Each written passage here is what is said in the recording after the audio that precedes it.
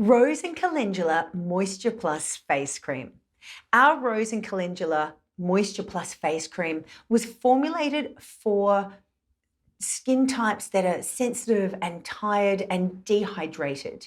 This cream is packed with calming extracts like calendula and chamomile to help soothe inflamed and sensitive skin.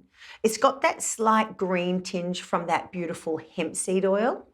Now, this cream is perfect for anyone with redness and rosacea because it intensely nourishes and provides that deep anti-inflammatory benefits. You can see that thickness of the cream, so it's lovely and rich.